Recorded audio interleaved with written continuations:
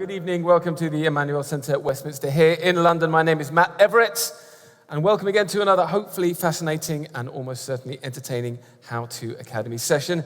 As you may know, the How To Academy is a public forum bringing together leaders, artists, thinkers in conversation, in debate, and we invite guests to share their insights and ideas on live streams and live events like this one. And many fine people and fine minds have taken part in these sessions in the past. Previous guests include, as you probably know, Bill Clinton, Natalie Portman, Patti Smith, Malcolm Gladwell, Gloria Steinem, Emma Watson. And tonight's guest is a man of many talents and many stories. He is a military man, a musician, a guitarist, a songwriter, a gentleman, a scholar, an acrobat, a bon viveur, a social media warrior, and now author of this rather fine new tome, loosely based on a made-up story. So please give it up for Mr. James Blunt. Thank you so much. Hello, hello. Hey. This is where we shake hands. How are you all doing? Thanks so much for coming. So nice to see you. All good? Great. Now, my wife hasn't come, so we can say whatever we like. How's things? So good. So nice to be here. Good. It's lovely to have you here. To talk about, well, amongst other things, I mean, we should really just start with this, the book. How does it feel seeing it's done, it's finished, it's out there? I mean, it's amazing. I wasn't especially good in English at school, and never in my life thought I would produce a book. Again, nor did my wife. And we put it in pretty big text, so it's filled up a lot of pages. But yeah, it's been an amazing. I think it's probably the only book I'll ever do. Really, this is it. I think that's one, and I said that with my first album as well. but it's been an amazing journey. I mean, there could be a volume 2. The journey hasn't stopped. The journey keeps going. I mean, it's been quite eventful so far. Yeah. It's got to be said. Why now? Why write this now? Well, I kind of really need to write and release a book now, because in 10 years' time, you won't know who the hell I am. I will have been out of the social conscious, and the people I've been writing about, like Jedward, they'll be out of the social conscious too. So I needed to get both me and Jedward in and flog our wares now. Yeah. So it's, I mean, you say loosely based on a made-up story. It's all true. It's all true. No. I have specifically been told by my lawyer to say that none of it is true. You're not joking either, are you? Or are you joking? You're not. Well, we did have quite a legal wrangling with the whole thing. Yeah, it's a tricky thing. It's a tricky thing when you're just about to say I've basically written all the stories in my life that I should absolutely not tell anyone, except for my best mates when we're really drunk. And they say, tell me something, and I've just put it in a book for you to read. And so that's why it's got the title loosely based off on a made-up story, because I need to get out, please. Don't I? And your wife's not read it? She's absolutely not read it. She's not going to read it. I really hope. My mother-in-law, she's not going to read it. My mother-in-law is a formidable human being, a wonderful human being, in case anyone's recording this. And I did lockdown with her. I love her very much. Most of you probably had an easy lockdown, didn't you? But I spent it with her, and it was it was a gift, really, to spend so much time with her. 68 days, 11 hours, and 36 minutes we spent together. And yeah, what more can I say? Oh, so there was an article in the Times that someone wrote about the book, and he was describing a moment where I was on amphetamines on top of a girl, and there was a billionaire's wife who was lighting up the scene with a BlackBerry. We were on a mega yacht at the time, as you do on the weekends. And I felt my trousers being pulled down, not by the person I was on top of. And then I felt somebody's tongue in my bottom, and I looked around and realized it was somebody I knew really well. I'd played at their wedding the year before. This was in the article, a Times article, and my mother-in-law lost her shit. I arrived home and she was there, fueled up on white wine, saying, "I'm not reading that fucking book." And I was thinking, thank God you're not going to read it. That's not the half of the book, really. So yeah, so she's not here, My wife's not here, we can say whatever we like. Yeah. Just about. Did you enjoy it? Because obviously, like... The tongue in the bottom. Yeah, the tongue in the bottom. It was a new experience. It was fine. It was better than an electric toothbrush. That's... Tried it 1,000 times, I don't like it. I mean, like, because it's even with a, loosely made up story, it's still putting your own life there in front of you. It's documenting it, which is an emotional thing to do, I guess. Yeah, very, very much so. The weirdest experience of doing books nowadays is we have audiobooks. And so after the event then, I was taken to my publisher's offices, and they have a studio underneath, and I spent 3 days reading through what I'd read. And that's a desperately emotional moment, because you're going through and going, oh, fuck, I didn't say that. Did I really? And then there's a bit of the book where I do talk about, a loss or two. I talk about my great friend Carrie Fisher, who died, and reading that, we were recording away. A very kind man was producing it, and he's in the booth opposite me, watching me. And there was about 2 minutes where I was just in floods of tears. I mean, I could not stop myself but crying at, I'd put all my emotion in, reliving, I suppose, her death in it. So it was, it's a really amazing moment doing an audiobook. 3 days, quite intensive stuff. And the Carrie Fisher stuff it's so touching how you talk about it. You can really, although there's obviously this kind of really entertaining bits in the book, you can definitely feel like there was a real... Yeah, well, she was an amazing... I mean, I can talk till tomorrow about Carrie Fisher. She was the most amazing human being in the world. I met her in a restaurant called 192 in Notting Hill. I was asked to go for Sunday lunch by some friends, and she was sitting next to me, and she asked me, what did I do? And I said, I've just left the army, I've got a record deal, I'm going to Los Angeles to record my first album. And her second question was, then where are you going to live? And I said, I haven't sorted out a house. And she said, well, then you're going to live with me. And I did. And living with her was her mother, Debbie Reynolds, from Singing in the Rain. And every morning, I'd live in cabin number 1, just off the kind of main house, like a hacienda. And I lived in cabin number 1, and cabin number 2 was a guy called Charlie Wessler, who produced Dumb and Dumber, and There's Something About Mary. And he lived with the dog, who was in There's Something About Mary, called Gort. And Gort had been taught how to jump out of the window without knowing what was on the other side. So that was a really dangerous game. You could shut the ball out of the window, it would follow on whatever story of the building you're on. You had to be quite responsible about that. And he also had the dog that had been, the kind of fake dog that they used in There's Something About Mary for the various, stunts that they had to do. There was a stunt where the dog was on a car, wasn't it? And they can't use a real dog for that nowadays. You could back in the 70s, in the good old days. So anyway, the fake dog was on the car in the movie, but he had the real dog at home, and he had the fake dog. And so friends would come around for dinner, they'd be introduced to the dog, Gort, dog would run around, and then Charlie would go and hide the dog. And we'd have dinner, and then he'd say to someone, the guest who'd come to for dinner, you wouldn't mind just get the ice cream from the freezer? And of course, in the freezer, he's put the fake dog. So the guest would arrive, open the thing, and scream, thinking the dog's been frozen. That was Charlie, who lived in cabin number 2. Debbie Reynolds would be there, and she'd be shouting at me every morning. I'd wake up, and I'd come out of my bedroom, and I'd been working late, so I'd be getting up at 10. I'm musicians, we're lazy. Getting up at 10. I'm lying, because actually it was 11. And she would say, hey, Charlie, you want a drink? And I'd go, morning, Debbie. No, it's James. I've been here for 6 months now. You sure you're not Charlie? I'm certain I'm not Charlie. I've got a very English accent here. You want a drink anyway? And that would be my morning ritual with Debbie Reynolds every day. So it was an absolute madhouse. Carrie's house had chandeliers in the trees. She had a Christmas tree up 365 days a year. Joni Mitchell would wander past you. Courtney Love, Meryl Streep. They just wander past you through the day. It was an absolute incredible place to be in. And I was very, very lucky to live with her while I was recording. Yeah. I mean, it's one of the lovely things about the book is there's, and just because we're talking about Carrie, all these incredible sort of celebrities kind of weave their way through your story. And you respond to their presence with as much glee as anyone. There's no kind of like, well, we're all famous here together. It's just like, it's Elizabeth fucking Taylor. Yeah. You have that joy, which I think is, it's nice that that's there. Yeah, I mean, mad. When Carrie should say, hey, should we go meet Elizabeth Taylor? My response is like, fuck yeah. Shall I tell you about meeting Elizabeth Taylor? Oh, yeah, this is good. I mean, it's in the book, so I'm not going to tell you goodbye. No, I'll tell you about meeting. I'm just going to read the whole book out to you. She said, do you want to meet Liz Taylor? And I said, yeah, fuck, I do. So we got in a car, and so the reason we're meeting Elizabeth Taylor was because Carrie's mother, Debbie, was married to Eddie Fisher, who was a pop star.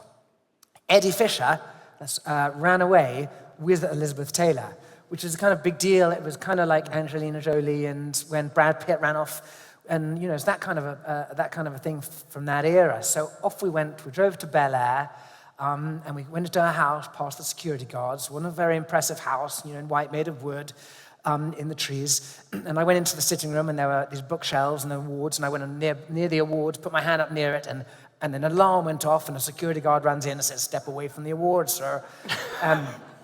And then Carrie called me and said, "Hey, James, come here." And I walked to the bottom of the stairs where Carrie was.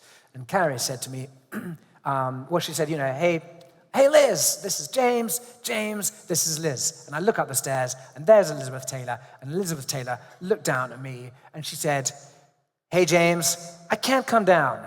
I've got the shits." And that's when I met Elizabeth Taylor. That's the only thing she ever said to me. Going back to your sort of child, actually, what kind of a kid were you? I was a fairly serious child, actually. Really? Yeah, that's been beaten out of me somewhere along the way. But I took the world very, very seriously. My father was in the army, and my mother was a tough woman, and I called both of them sir. And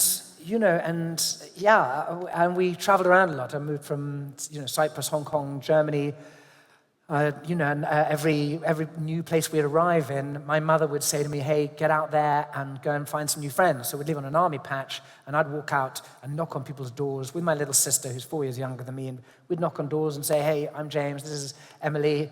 Anyone got any children our age to be our friends?" So I had best friends every 2 years and carried on moving. So I suppose that's why I'm pretty nomadic anyway. I was going to say, yeah, the kind of this idea of momentum, this idea of movement and the next thing and travel. Touring, you clearly just enjoy, but that's nomadic, that sense of like forward is always there. Yeah, very much. You get used to just not having many friends in life.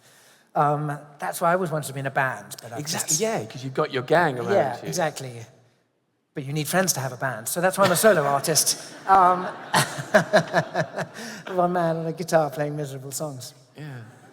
So why music then? Because it's everyone, not everyone, many people think, oh, you see stars on TV or whatever. I want to be a musician. I've got the tennis racket, I've got the hair dryer. Well, in the pursuit of girls, I'm a smaller man, and I need every bit of help I can get. And I tried a uniform in the army, and that didn't really work. And I've got a socking grey motorbike, and that didn't really work. And so eventually I thought, let's pick up a guitar and see if that works as well. And I think there's more to it than that. There's got to be that music. It's because you pursue it with such a fervor. Every little tiny, you read in the book, every little tiny chance you get, an opportunity you get, you seize it, you keep moving forward. You don't give up.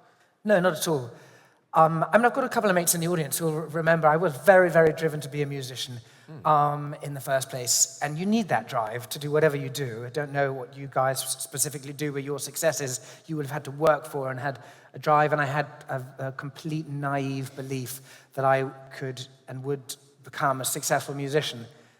It's bizarre now, what I know now compared to what I knew then. If I was doing it now, I just don't think I'd have the confidence. Actually, it's an insanely difficult business. And when I got a record deal and I arrived in Los Angeles and suddenly saw the thousands of people with the same dream as me, then it would have completely taken away that confidence from me. But you had this, I will get this. Yeah, very much. But because I was a boarding school boy, and English male boarding school boy, sent to school when I was 7 years old, all emotion beaten out of me, and so music is an outlet. It's a beautiful, fantastic way of conveying emotion.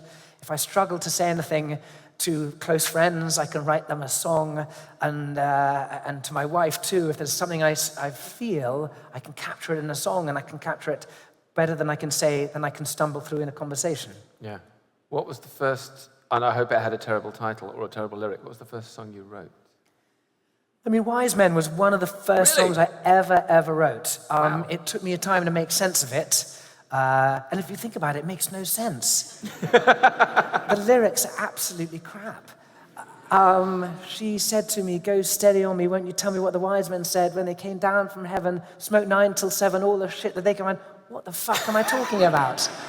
It's absolute bollocks. And people always ask me what the meaning is, and I have no idea. It's talking about a semi by the sea. What kind of pervert am I? Yeah, absolute rubbish. But anyway, you bought it. Who did you want to be, though, at that age? Because we often have, like, in our chosen passion or whatever, like, if I could be like her, I could be like him. That's. Who did you see yourself as being? Kind of Alice Cooper. Right. Yeah, You total really... big hair, rock star, electric guitar, big solos. And I did tell my dad, I'm taking up electric guitar, I'm going to be a rock star. And he said, "Good luck, son." He was the first one to take the piss out of me. Said maybe acoustic guitar instead. So yeah, my parents knew straight away. But yeah, I did see myself as a rock star. Just hasn't panned out that way. Just a pop star instead. Yeah. There was that nice moment when you, and this is something that you've talked about before, but like when you tell the army, it's like, I'm off. That little moment of like, it's quite a leap into the unknown. But this is, I mean, and you kind of make light of it a little bit, the structure and the rigidity, and some of the difficult emotional things you went through in the army, and then going like, I'm off. Yeah, and I think I really did I had a trick up my sleeve. In order to force myself to become a successful musician, I told everyone, that's what I'm going to do. I told every single person, literally, anyone who'd listen, that's what I'm going to do. And eventually, everyone I knew in the world, from my work and friendship, said, "Please, stop fucking talking about it and go and do it." And I really talked myself into a corner, and I, that was the push over the edge that I probably needed. Yeah, because I've spoken to a few musicians who've almost said a similar thing. They're like, people say, "Don't burn your bridges." It's like, no, set fire to them. Like, literally, if there's a thing, I'm kind of doing my thing here, and maybe I want to be there, but I'm not, no, go over the bridge, burn it, tell them to fuck off. Absolutely, I think it's true. I think with anything, with any big step, you've got to leap off the cliff. And that's what I did with the army. I walked into my commanding officer's office and chucked up a salute and said, "Colonel, I'm leaving to become a pop star." And he said the same as my dad. Good fucking luck. He told me I was an idiot, but he might have been referring to many other things. Yeah. There's also, for someone that does, who's had considerable success, but you do make light of your success, I think, in a lot of ways, which is quite nice that you carry it so lightly. But when you talk about how hard it was to get signed, there's kind of pride in like, yeah, I got turned down by that label, they told me to do one, and I just kept going. There is like, it wasn't an overnight thing. It was, we're going to play to 5 people, and then maybe 7 people, then maybe 10 people. There's a real pride that you've got in that, I think. Definitely, and it was only through writing the book that I was being reminded about how difficult it was. And friends of mine, as I was kind of talking about the book, they were telling me, "God, you really, really were being turned down by everyone." And I mean, every single record label in the UK, it was just, the list is very, very long. The closest I got was Virgin Records, who did call me in eventually and said, "We would love to sign you to a record deal." And this was like, wow, this has taken a long time and a journey and a frightening journey when you're being turned down by everyone. And I got in with, the boss was called Philippe Ascali. He'd signed beautiful French artists, Air, Daft Punk he had signed, MC Solar. So, he knows his stuff. And I went to the record label, very excited, with my manager and my then senior manager, a Scotsman called Derek McKillop, and they laid it out, the deal, on the table. This was it. This was my dream, about to come true. And each one introduced themselves in the room. I'm the A&R, artists and repertoire. I'm the head of the label. I'm in the promotions team. And then the marketing guy said, "Yeah, we love your music. You're going to be a star. But we do have a little problem. We love your music, but we have a problem with your speaking voice. Can you do another accent?" And I said, "Yeah, I can. I can do Pakistani." And at which stage my Scottish manager stood up and in his broad Scots accent said, "Let's get the fuck out of here." And we left, and so I wasn't signed by Virgin.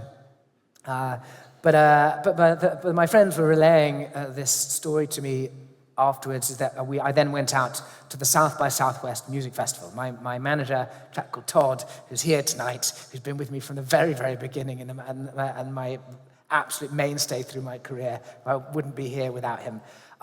We flew out to the South by Southwest Music Festival, and we'd flown out 2 musicians to fly with me. And those musicians, they were really supportive, but they've told me now, as I was writing the book, we really didn't think you had a shot. They're the last chance saloon. We were just coming out there because you were paying us. And we arrived at this amazing festival, South by Southwest. There's so much going on. There's so much music, incredible stages. It's in Austin, Texas. It's just, and this is the heart of and hub of finding new music and new musicians. And I didn't see me playing where the festival was.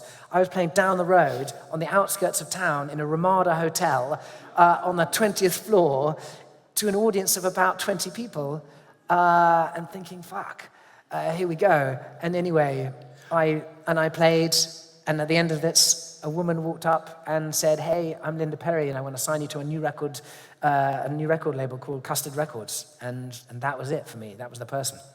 Yeah. But was it like this idea, was that the if that didn't work, you might have stopped? Was it like that, I'm stuck in the 20th floor of a hotel miles away from the festival? Is that it? Did you ever think? Well, I'm so naive at that stage. I'm thinking, we just get turned down by loads and loads of record labels, and surely there must be thousands of them. Todd and my friends hadn't told me that that's it. We've run out of labels to go and see. So I'm still thinking, it's fine. We'll just go and see the next couple of hundred labels. Yeah. But people heard something in those songs. What is it, do you think they heard? What is it that they responded to that made them believe that you had the potential to... Well, I guess it's a question for you rather than for me, and I suppose, you come here to listen to me talking because presumably you think that in my songs I say something that is potentially real or true or honest. I'm really saying how I feel as honestly as I can with a real intensity. Lots of people don't like that in my music. I get a lot of grief, as you know. There's lots of people take the mickey out of what I do because it's not cool. Because I have a real earnestness, and maybe that earnestness is what you might enjoy in it. I suppose I'm really saying how I genuinely feel, without a shell, without pretension. Yeah, I think you're right. I think it's what people respond to. If it's real, people love it. Yeah. I mean, I know what I do and I know what I do well. Don't sing, cool songs. I'd love to do the cool songs and sing about and I still want to be a rock star. But I sing earnest songs about, human emotion and what makes people tick. Yeah. And when it did blow up, I was interviewing somebody a while ago, another musician, who had maybe not quite as big as You're Beautiful, but certainly a big hit. And I was asking him, what was it like, that moment when the world spins on his axis? And he said, it was like being plated in gold. He said, for a few months, it was like everything went right. The single was the top of the charts. Every gig went perfectly. Every interview, I was hilarious and charming. He says, it was just it was like, he said, I could walk out in front of traffic and it would feel like cars would bounce off me. And then that stops. He says, but for a moment, it's like almost being an astronaut. Was it like that for you? Because it feels like, in the book, aside from being a lot of fun, it feels a bit like that. Very much so. I haven't heard it in that analogy, but yes, absolutely, I felt like that. I always thought it was like being turned from this short, average-looking boy with a high-pitched voice. I suddenly felt like being turned into the hottest smoking girl in the world. Everyone wanted to talk to me and stop me and take photos with me. And I thought, I've suddenly turned into a beautiful, beautiful girl.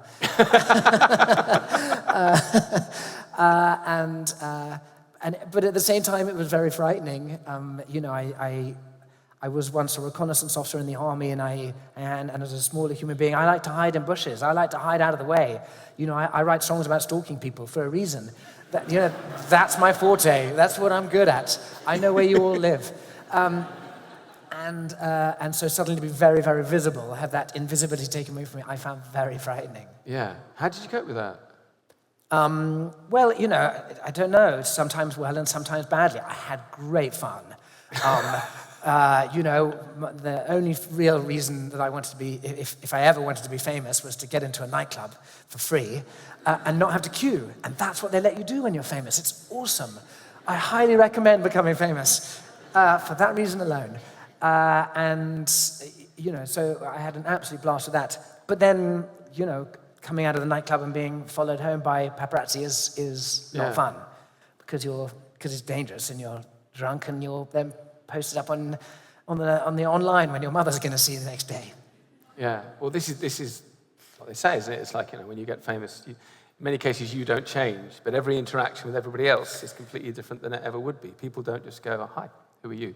They come to you with assumed knowledge about your life, your personality, what you're going to be like, sort of person you are, and you're still coming in, meeting a stranger. Yeah, and people do say, does fame change you? And I do say in the book that no, it changes everybody else. Everyone else suddenly reacts differently to you and treats you in a weird way. And I think then you have to adapt to that. And of course you do change as a result.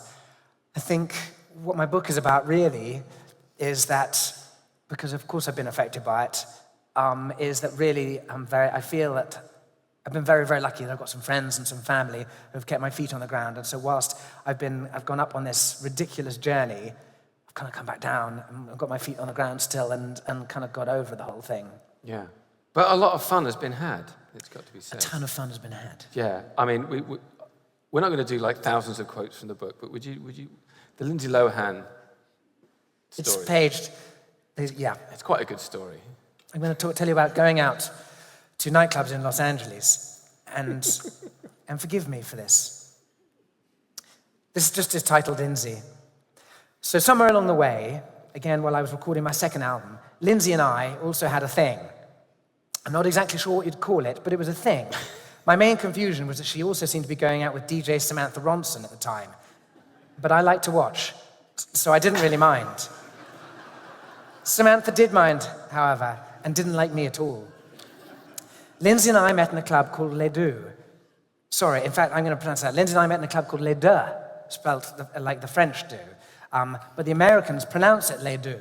The club owner, Sylvan, had given me my own permanent table in there and had furnished it with a plaque saying James Blunt, table 105. I still have the plaque, just to remind me that once I was big enough to have my own table in Los Angeles nightclub, which is really true. I do have the plaque. I have it in Ibiza, in my own little nightclub at the end of my garden. And it's the only thing remaining from this nightclub.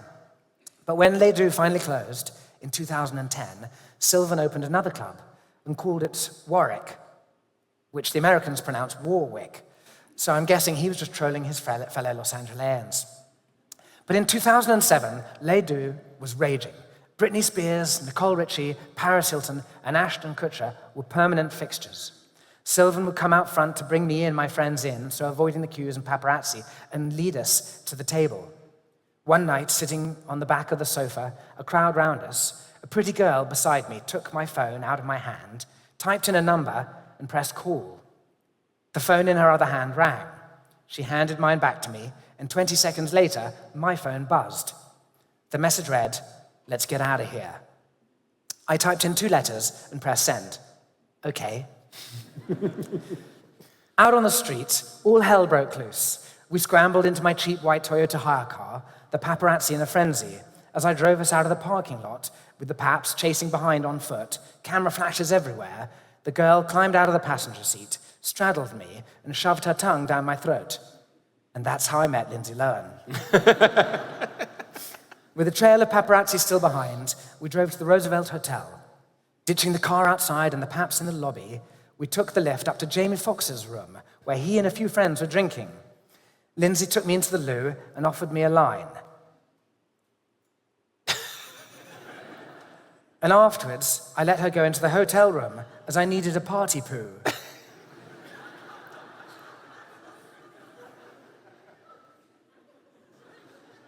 I'm pretty fast in these situations. And in the bathroom, all seemed to have gone to plan until I pressed the flush. Instead of the water and its contents disappearing out of my life, the water started to rise, and fast.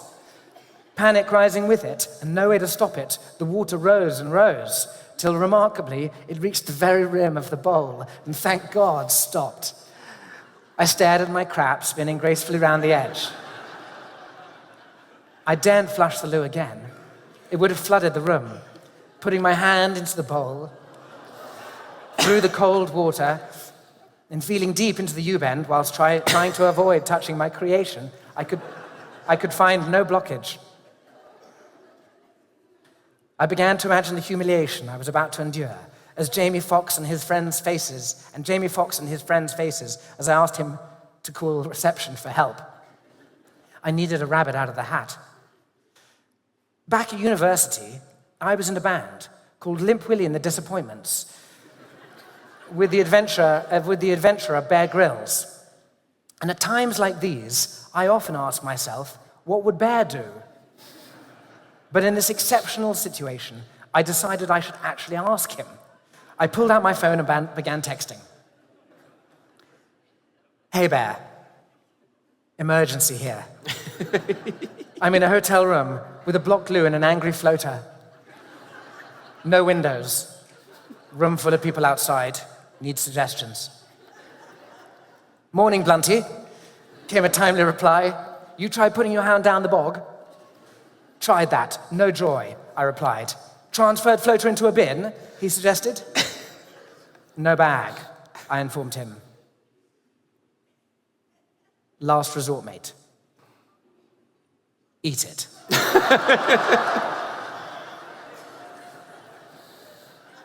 Eat the shit, I replied. Do it. Now slightly regretting texting him in the first place, I reached down, picked the shit up in my hand and ate it. Job done, I brushed my teeth with Jamie Foxx's toothbrush and emerged from the bathroom, vaguely triumphant. That's all we need to read, isn't it, folks? Yeah. Go and get the book.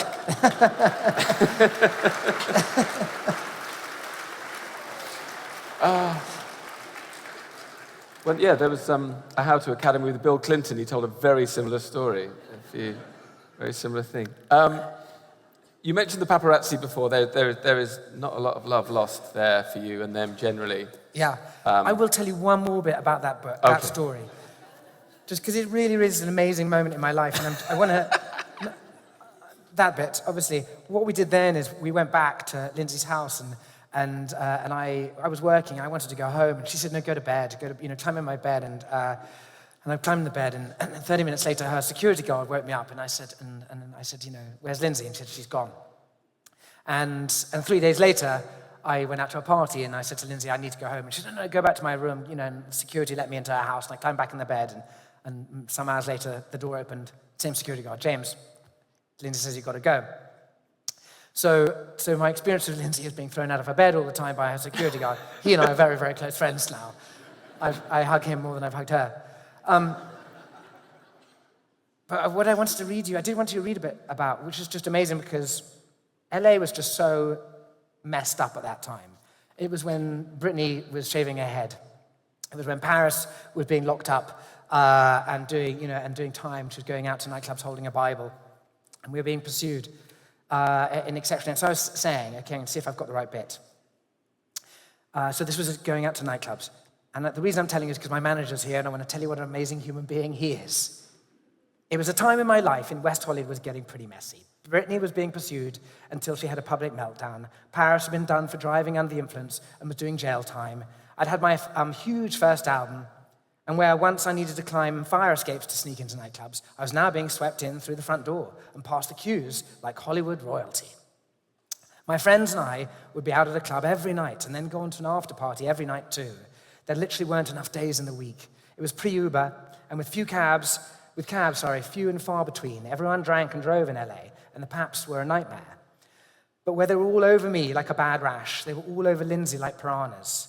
Leaving the clubs was hectic, but the car chases, on the other hand, were dangerous.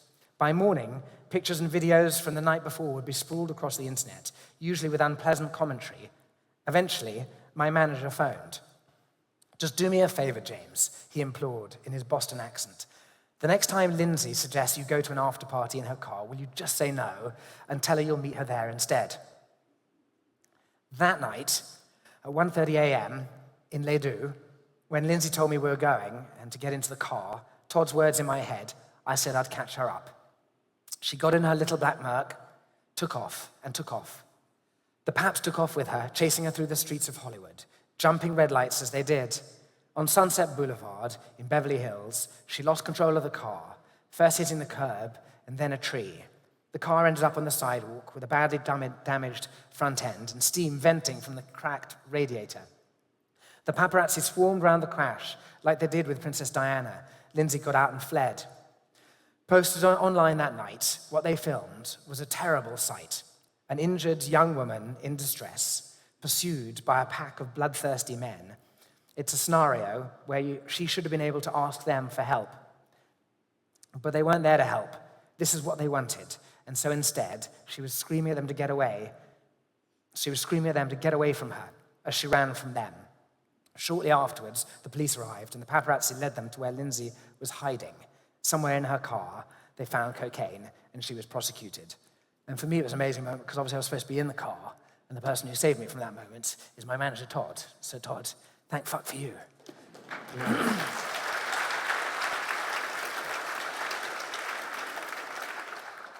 And talking about the paparazzi, there's the story about your parents and getting involved, them getting involved in an altercation, and you sort of imploring the tabloids to kind of keep them out of this. Yeah, my parents came across a Mini and a convertible BMW, I think it was, and the Mini had got a family in there, children and a child at least, and a married couple, but the husband had been dragged out of the car by the guys in the Beamer, and they were beating him, and he was unconscious, and they would continue beating him. So, they were really going for it.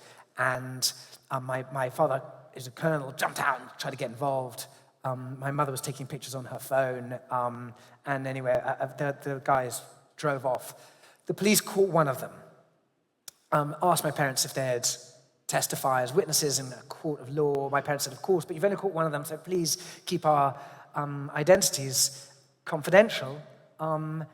And they said, yes, they'll do that. The police said, yes, they'll do that. And the very next day, a Daily Mail journalist turned up and said, hey, this is an amazing story. We hear that you're James Blunt's parents and you've stopped a guy from being beaten to death.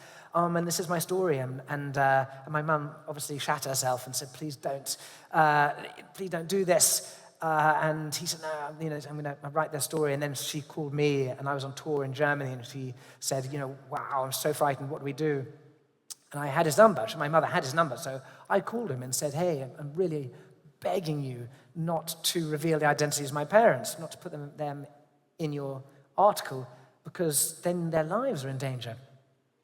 And this journalist said to me, fuck you. Don't you call me. This is my fucking story.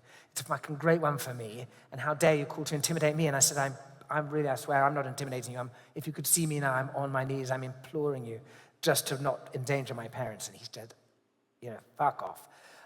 And so anyway, I had to call lawyers and stop him and the Daily Mail publishing this. I mean, the thing is, at the end of the day, I'm very lucky. I'm in a position where I can afford a lawyer to do that. Lots of people, in the public eye don't have that as their way out. And so, yeah, I'm in a terrible situation where trying to defend your parents, money was the only thing that stopped it. If I didn't have that, I would have been able to. Yeah.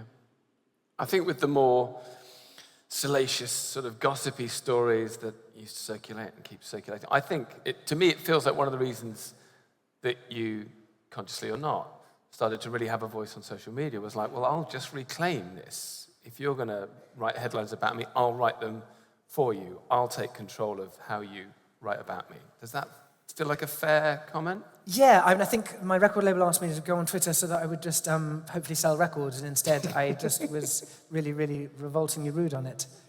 It wasn't what they'd hoped for necessarily, but I've enjoyed it. Simple as that. It's just quite good fun. I mean, there's a chapter in the book when I don't know how to put this. There's all the bad reviews, or a selection of bad reviews. Many bad reviews.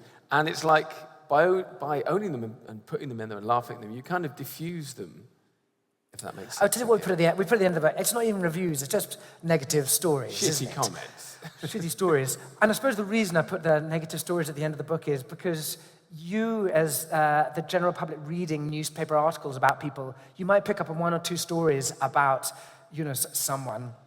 But what's interesting about the person being written about is they'll read many, many more stories about themselves that will add up to that negativity. And I don't know who we could think of who has negative stories about themselves, but that person will just have this general flow of negative stories, which then can lead to a real paranoia from their perspective. So that's why I put it in as, when you read all the negative stories in one, you go, wow, that's quite a lot of negativity for a normal human being. And our little musicians and artists who start off as, young children, the people we pluck from X Factor, those guys and girls are so young, and we throw them in the public eye, and then they get these stories written about them that are just, really niggling little stories that can really damage them. And I was very lucky that I'd come from the army. I was 28 when I got into this business. I lied about it. I told everyone I was 25. Changed my Wikipedia page. My mum had an alert, so she changes it back, which is really annoying of her. But there I was an adult, and I'm having to bat off the negative stories, having to grow a thick skin. For our young, the young guys and girls who get into it as actors and musicians, it must be very hard for them. Yeah, it feels like that is changing a little bit. It feels like people are maybe more, you're just I don't think so. If you think our newspapers are any kinder than they were now, it's absolute... Maybe not the newspapers, but as... Did you watch that? Think about the feeding frenzy that we get into with the likes of Philip Schofield that's gone on recently, These, and I'm not one to comment on that necessarily, but presumably it's his private life or personal level. I don't know how you feel about it. I don't want to get myself in, but presumably it's none of my business. And yet these things are just, the court of, of public opinion is as harsh as it ever has been. Yeah. Yeah.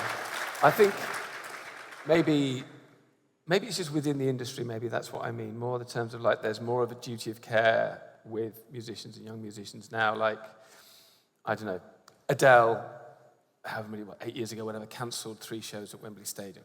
And it was great, she was clearly overworked. They did that. Management recognized she needed a break. 10 years before that, it would have been like, no, go and do the show.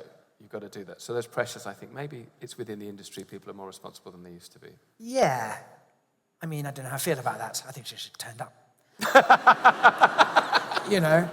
People have flown in from all across the world to hear her play, and they pay good money, and they've got hotel rooms, and come on, we're just singers.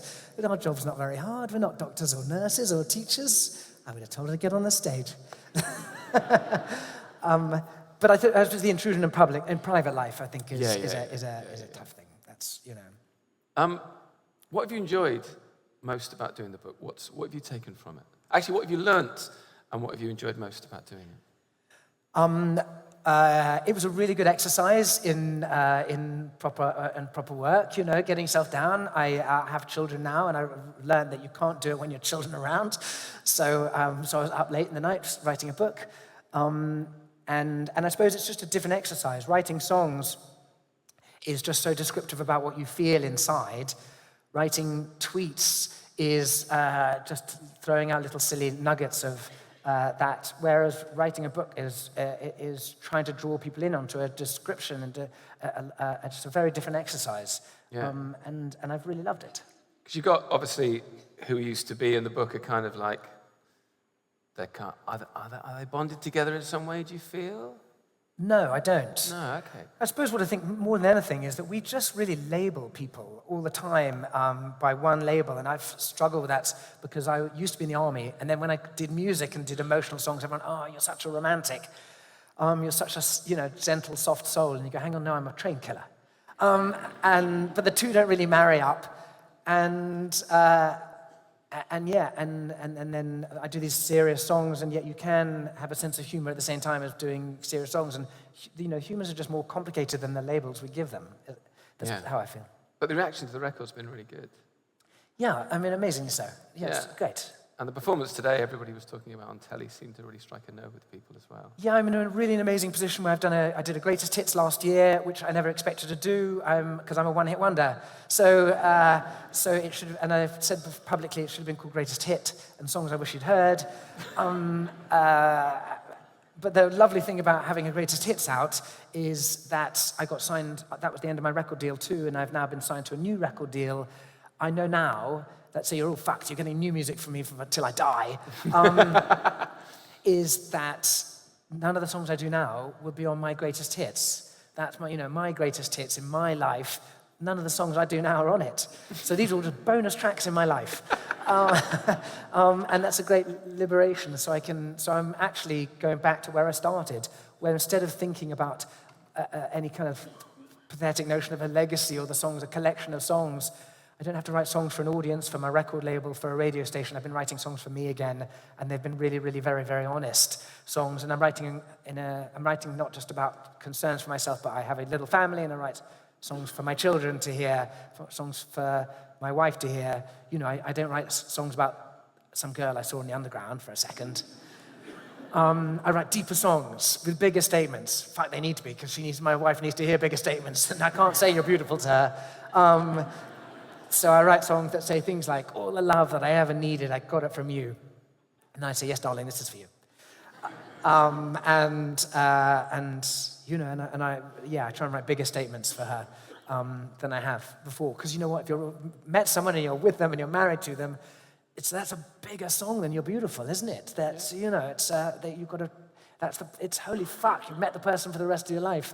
And that's the challenge, to write those songs. It's not like, oh, hey, nice to meet you, I'm going to be with you forever now. It's like, holy fuck, I've met you. So that's why these songs are celebrations and roller coaster rides of emotion for my children, and the ups and downs of other people that I've been with or lost.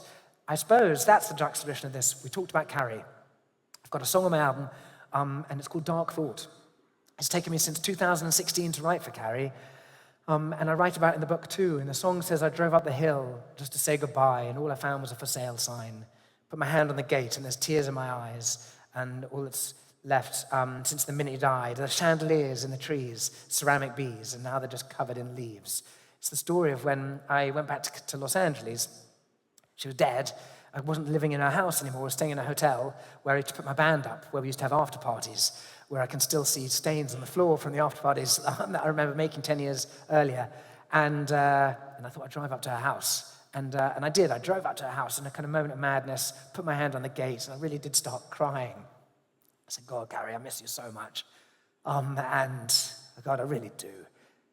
And as I did, a minibus full of tourists pulled up outside our house. It's the Star Map van that shows tourists celebrities' houses.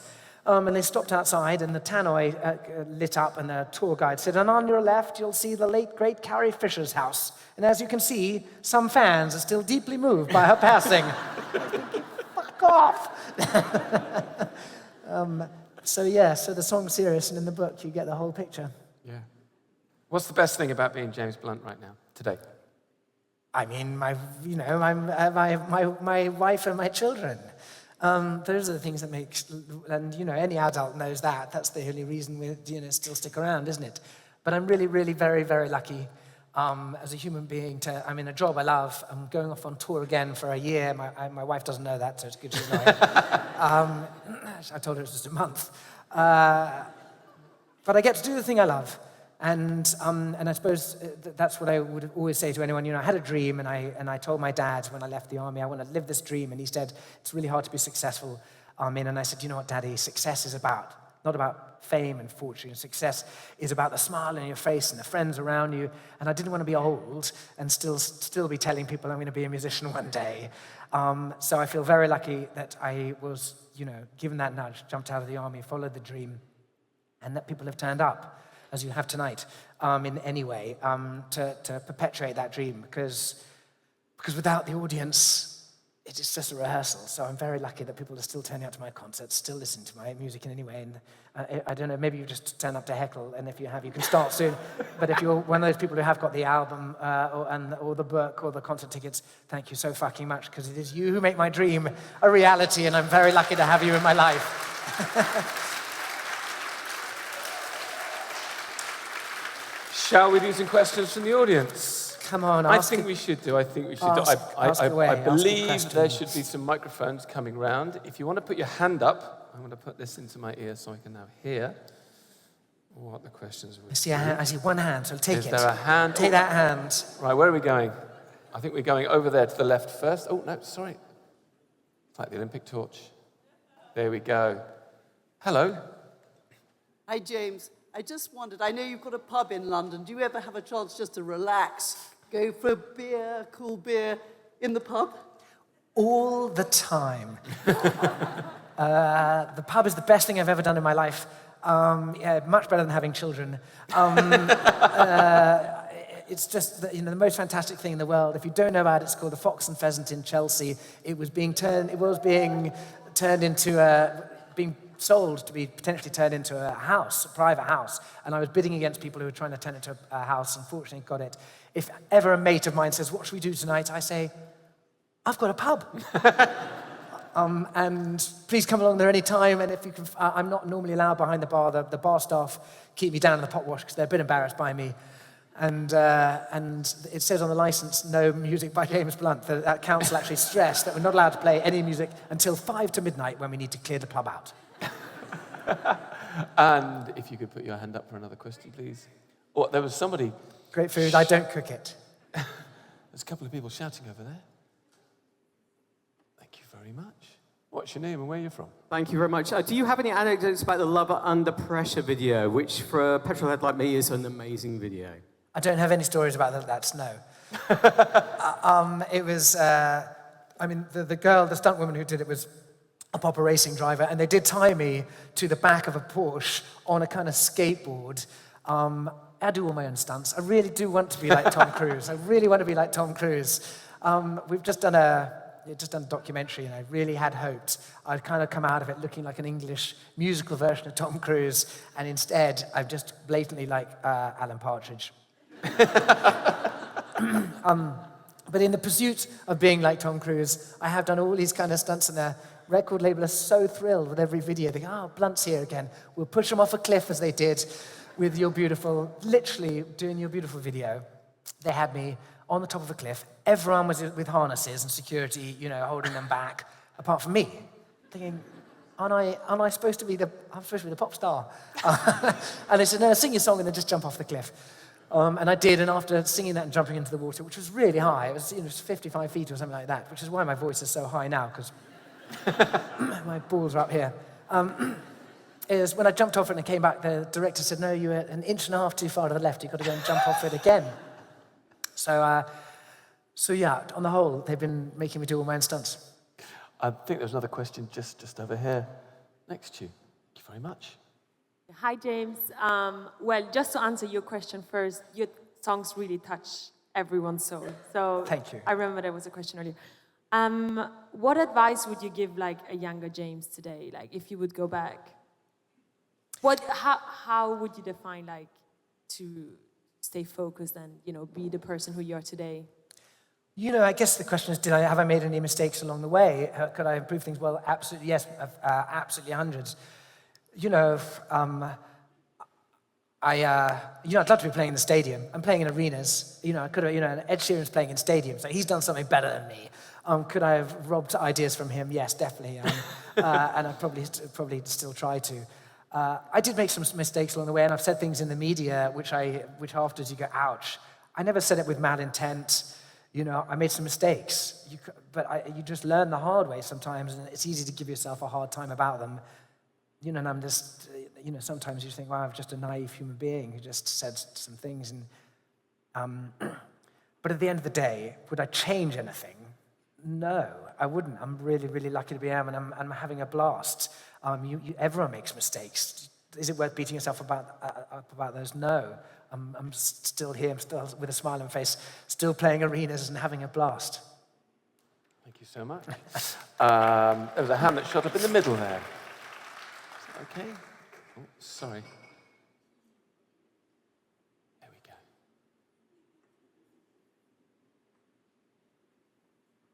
Thank you very much for passing the mic along. Pass the parcel. Hi, James. Hey.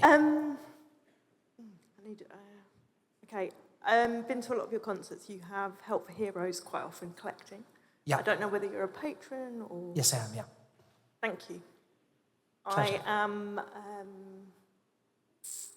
I have a lived experience of trauma through my father's PTSD. Okay. I've been wonderfully supported by Help for Heroes. Yeah. And it's my opportunity to say thank you. Oh, you're so sweet. Thank you so much.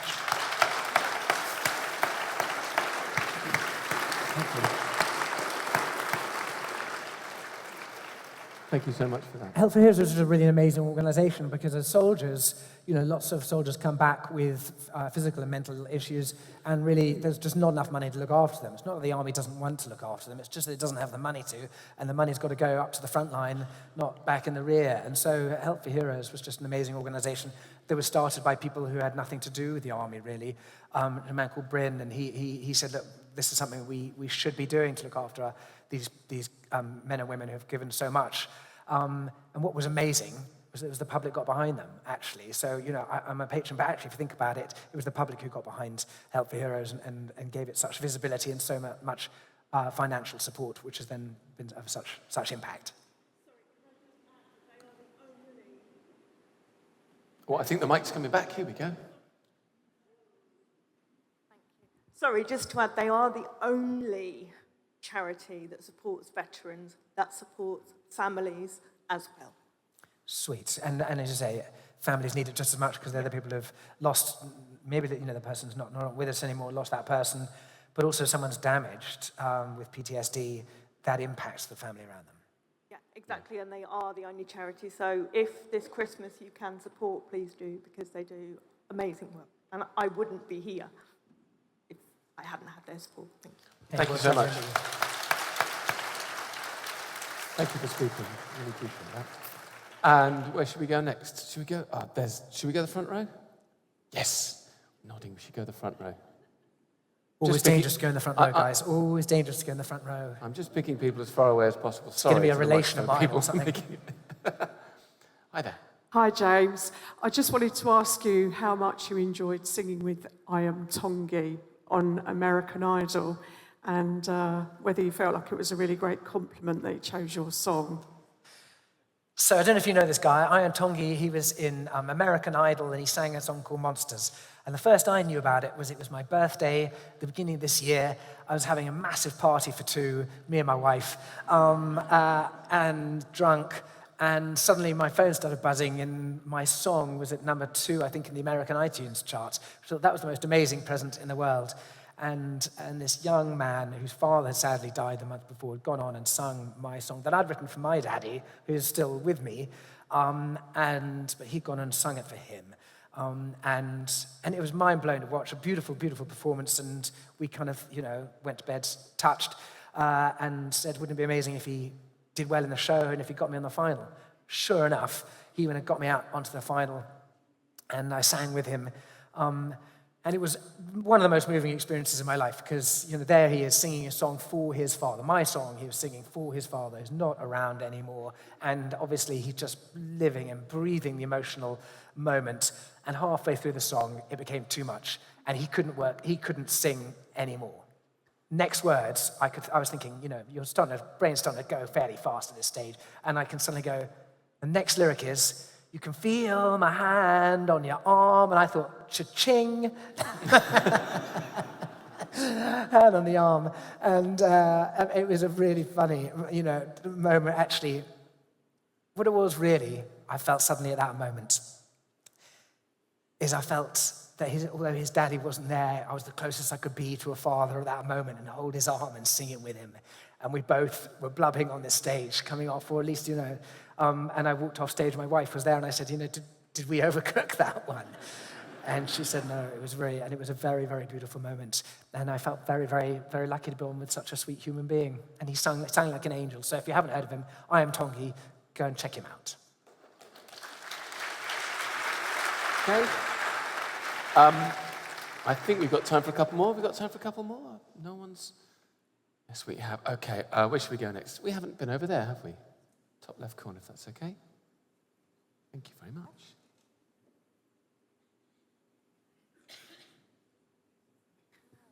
Hi.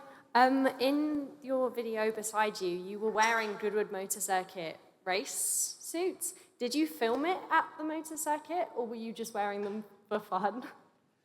No, we didn't do it at Goodwood. We did it at a much more romantic place called Stansted. I worked for Goodwood, so I Really? can't blame you for No, that. but they did let me keep the outfit. I've kept the outfit. Thank you. I think there was another question over there in that part of the audience as well. Thank you. Hi, James. I live in Mallorca, so I just wanted to ask, ¿hablas español? Sí, absolutamente perfecto. Ah, qué bien. Muy bien, me encanta tu música. Thanks so much. That's the limit of my Spanish, but I hope there was some more, not just that. That was pretty good.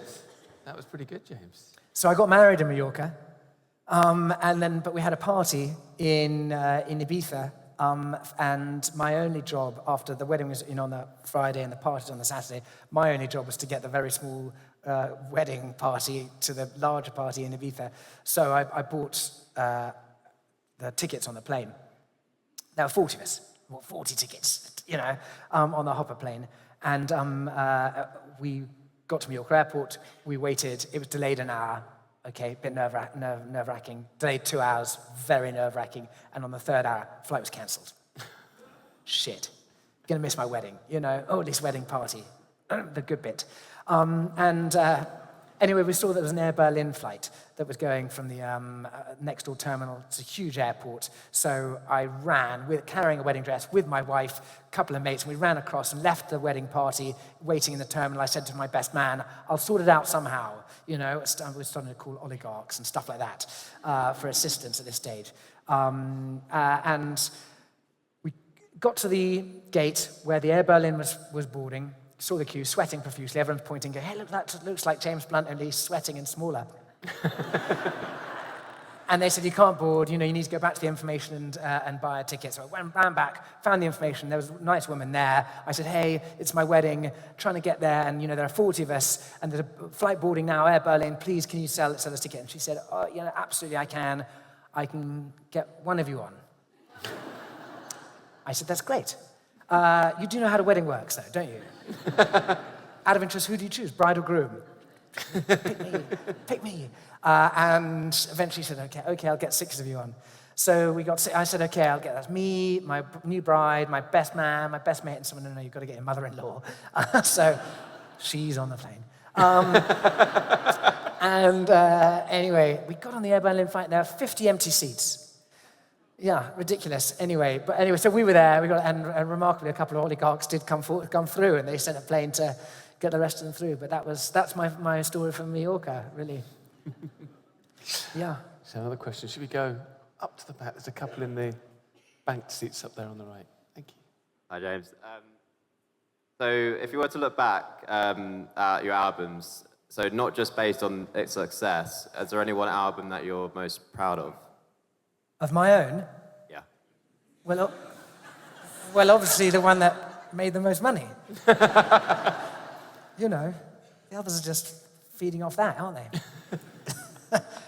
I do listen to Back to Bedlam, and I just know for me, I think it's a really lovely album, and I don't think I'll ever have the chance to spend the same amount of time, of months on end on my own without the noise of family or anything, living in Carrie Fisher's house and recording an album that way. It was an amazing opportunity. I don't think I'll ever top that as far as the sound goes. I recorded with this amazing producer called Tom Rothrock. We just, everything was set up for it. I think I write some stronger songs nowadays. The song Monsters for my father, I think is one of the strongest songs I've done. The song The Girl That Never Was, don't know if any of you have heard it. I think it's as strong a song as I'll do. Thanks. I was going to ask you about that track, if that's okay. Say again? I was going to ask you about that track, if that's okay. Yeah, come on. Tell me the story of that song. Well, I just write personal songs, and I never try and talk about the exact detail of how the songs come around, and I just say it in an ambiguous way in order to try and protect a little bit of privacy. It's a real struggle to write personal songs and put them out and people ask questions about them. I really find that very hard. And so I put it in as ambiguous way as you'll allow me, and my spiel is this, that I'm a married man. We started with aspirations to start a family. We've had some successes, and we're lucky to have those successes. And we've had some failures, some struggles, and those struggles, I write songs about them. That's how I process it. And the result of that is a song called The Girl That Never Was. And the thing as a musician, which I really love, is that I put the song out and people get in touch and say, hey, I love that song for this reason. And they tell me their story. And sometimes their story is much more deeply moving than my own story. But to get that kind of feedback and hear other people's reasons why they connect to a song is the greatest reward as a musician I can ever have. So if any of you have sent that message, thank you, you've touched me. It's a beautiful song. The microphone is being waved all the way up there. Hi. Have you ever been to the Isle of Wight, and would you consider doing the Isle of Wight Festival one year? Yeah, hell yes, if you'll have me, of course. Todd? Yeah, absolutely. I'll do it. I'll play for any festival, any dictator, any despot too. There you go. That was a yes. Sorted. Booked. Yeah. James, fabulous music. Thank you very much. If music didn't work out for you, do you think you would have joined back into the army or joined someone better like the Air Force? I am still serving, so I can say that. Sweet of you to think so. I don't think the army would have had me back. Yeah, I don't know what I would have done, really. I know what I would have done is just enjoyed what I was doing, and just to live a dream for a moment. No matter, all of you must have an ambition, a dream in some way, something, whatever it was, just to do it for a period of time was what was important to me. I don't know, maybe I've become a lawyer, So I did consider becoming a lawyer once. Shall I tell you about that? I went on a work experience to the High Courts of Justice, and I was doing, as I say, work experience around about the time of GCSEs, and they said, yeah, go and sit in the public gallery and listen to various things, and maybe, consider becoming a criminal lawyer.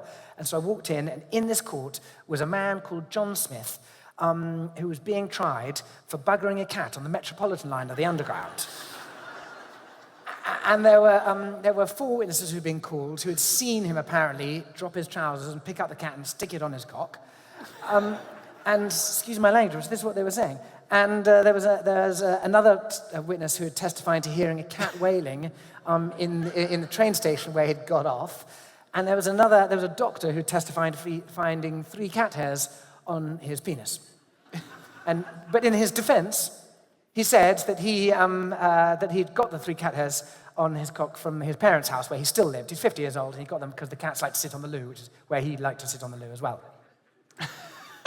Then I thought, I'm going to move out of this courtroom, and I moved to courtroom number 2, and in there, God, it was a tragic story. There were two guys they'd both fancied the same girl. They'd taken to a forest where they started a fire, they'd been smoking cigarettes, they'd been drinking beer, and they'd fallen out, they'd had a fight, and one of these friends had killed his friend over the girl in kind of jealous rage. They'd had a fight, and that's where he was in court.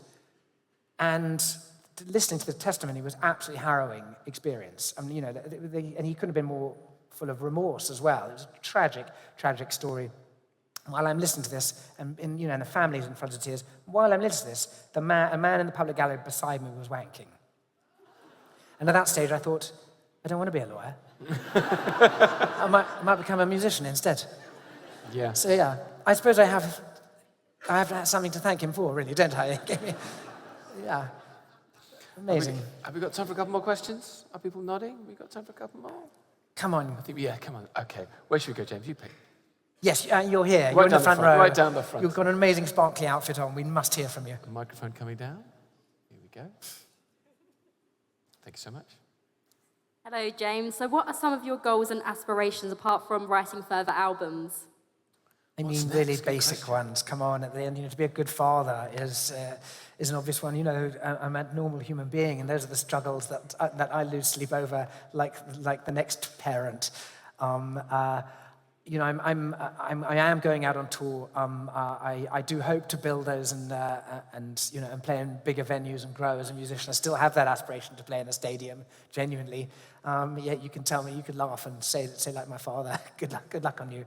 But the basic one is, be a good father. That's the things that keep me awake at night.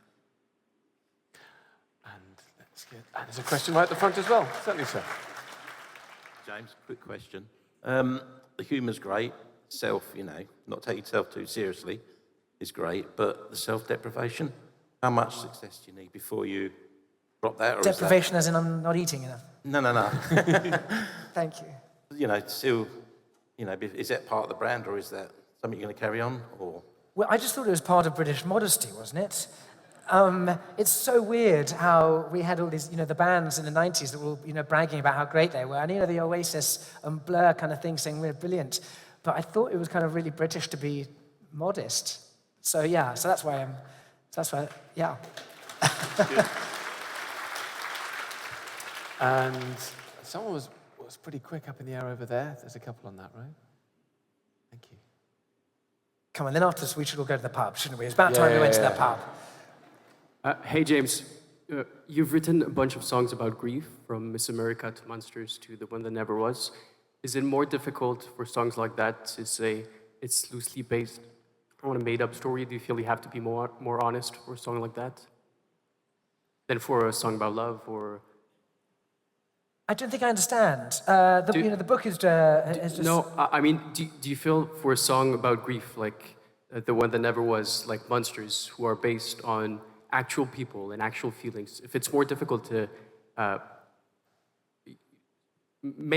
make it up a little bit, right? Oh, gotcha. You know what I find, any trauma, any tragedy in your life, any misery, any loss, those songs are painfully easy to write because you feel something. But at the end of the day, as a musician, you just need inspiration, good or bad, and celebration is easy to write about if you're feeling good.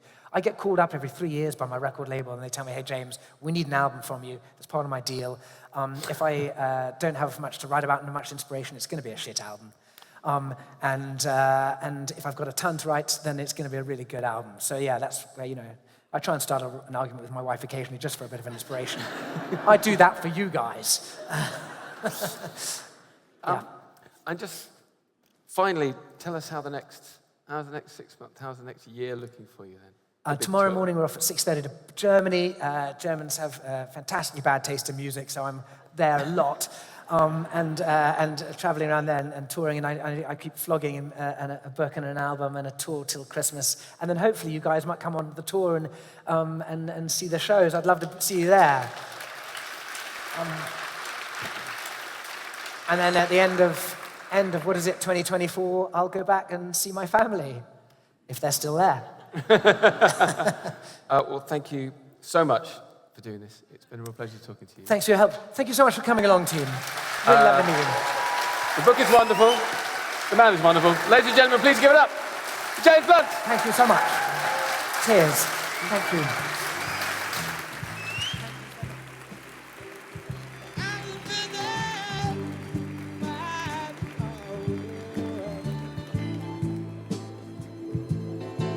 What the lily